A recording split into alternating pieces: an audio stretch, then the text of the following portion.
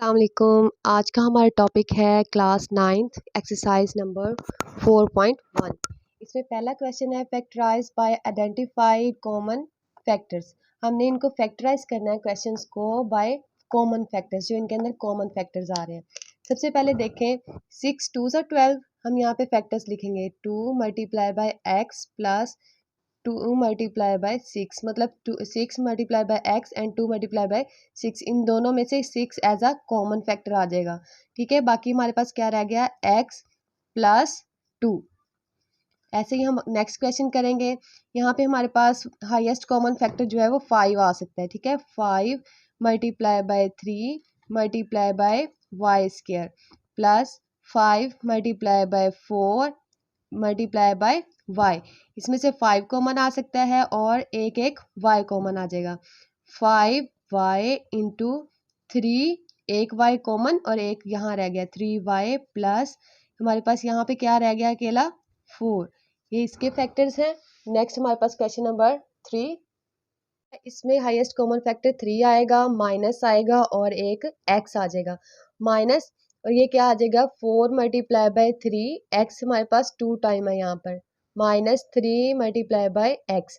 इधर हमारे पास एक तो माइनस कॉमन आ जाएगा, ठीक है, दूसरा हमारे पास 3x कॉमन आएगा। यहाँ पे हमारे पास अकेला 4 रह गया, और यहाँ पे जब सारी अमाउंट हमारी जो सारे टर्म्स हैं वो कॉमन चली गई तो हमारे पास यहाँ पे 1 रह जाएगा, क्योंकि जब हम इसको अंदर मल्टीप्लाई करेंगे यहाँ पे plus minus minus is equal two plus. जब हम इन दोनों को मल्टीप्लाई करेंगे 3x मल्टीप्लाई बाय 1 तो हमारे पास आंसर जो है वो आ जाएगा 3x।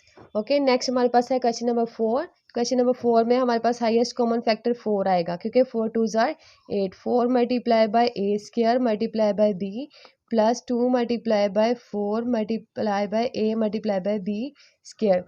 इसमें से 4a और b, 4ab कॉमन आ जाएगा। यहाँ पे हमारे पास a रह गया प्लस यहाँ पे हमारे पास 2 और एक b रह जाएगा 2b।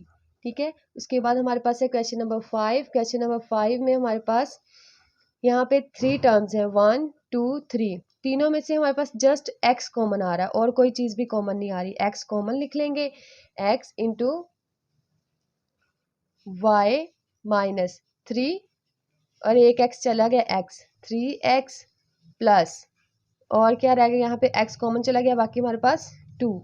ये क्वेश्चन नंबर 5 हो गया। एक लास्ट क्वेश्चन है इसका, ये पार्ट नंबर 6 हमारे पास रह गया था, ये हम कर लेते हैं। इसमें से 3 कॉमन आ जाएगा as a factor, 3 multiply by a square multiply by b minus 3 multiply by 3 multiply by a multiply by b square plus इसके फैक्टर्स क्या बनेंगे, 3 multiply by 5 multiply by a multiply by B.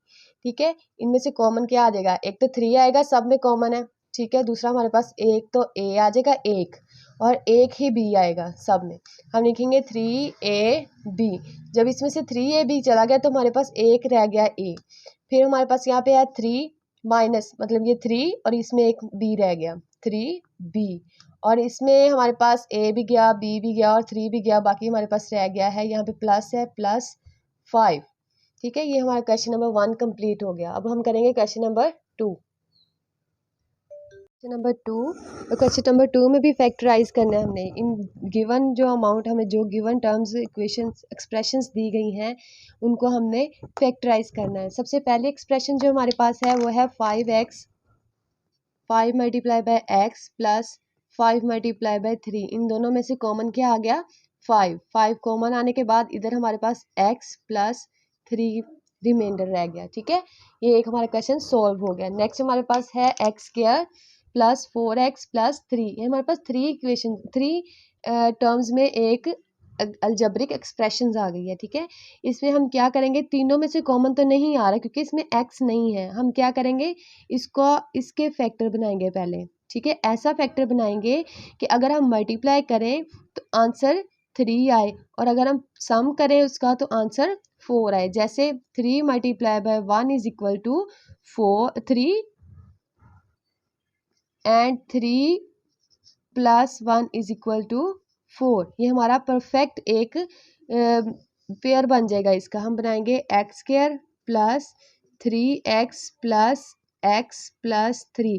देखिए 3x plus 1 x is equal to क्या हो जाएगा 4x। हम इसमें से x कॉमन लेंगे, इन दोनों में से x कॉमन आने के बाद रह जाएगा x प्लस 3। अब इन दोनों में से कोई चीज़ भी कॉमन नहीं आ रही देखने में, ठीक है, लेकिन इन दोनों में 1 कॉमन है, 1 कॉमन आया, ये रह गया x प्लस 3। ठीक है, इसके पेयर्स में एक तो आ जाएगा x प्लस 1, ठीक है, फैक्टर्स आ गया, और दूसरा आ जाएगा x plus 3 factor. Okay, next हम इसी चीज़ को रिपीट करके क्वेश्चन नंबर पार्ट नंबर 3 करेंगे इसका, ठीक है, क्वेश्चन नंबर 2 का पार्ट नंबर 3। सबसे पहले हम ऐसा नंबर बनाएंगे, इसका ऐसा मेंबरशिप करेंगे कि मल्टीप्लाई करने से आंसर 8 आएगा और सम करने से आंसर 6 आएगा। देखिए 4 multiply by 2 is equal to 8 and 4 plus 2 is equal to 6। ठीक है, अब हम 4 एंड 2 का पेयर बनाएंगे, x square plus 4x plus 2x plus 8। इन दोनों में से x कॉमन आ गया, x इंटू एक्स प्लस 4। इन दोनों में से 2 कॉमन आएगा क्योंकि 2 के टेबल पे ये डिवाइडेड है, 2 4s आर 8। यहाँ पे लिखेंगे plus 2 into X plus 2 common आ गया, 2 4s आर 8।